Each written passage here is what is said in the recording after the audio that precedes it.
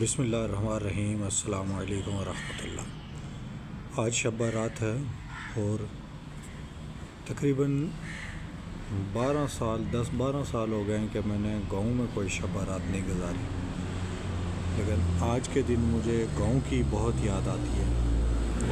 اس کی وجہ یہ ہے کہ آج سے 10-12 سال پہلے جب ہمارے اوپر کوئی ذمہ داری نہیں تھی، کوئی سوچ نہیں تھی، ہم آزاد تھے، تب ہماری شب برات واقعی شب برات ہوتی تھی۔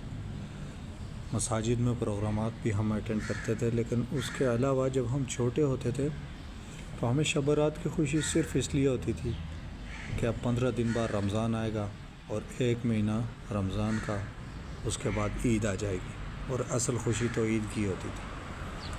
اور پٹاخے وغیرہ اور آتش بازی کا سامان ہم لوگ شب برات میں ہی تیار کر لیتے تھے۔ بلکہ جب ہم چھوٹے ہوتے تھے تو ہماری شب برات کچھ ایسے ہوتی تھی کہ مغرب کے بعد جب تھوڑا اندھیرا ہوتا تھا تو ہم لوگ باہر بیٹھتے تھے اور ارد گرد دیکھتے تھے لوگ مٹھے جلایا کرتے تھے۔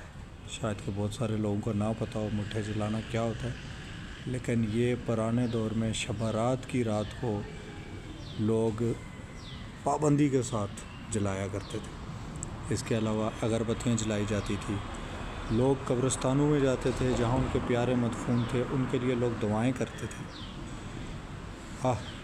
کہ اس شب برات پر میرے والد صاحب میرے ساتھ نہیں ہیں، وہ اس دنیا سے چل چکے ہیں۔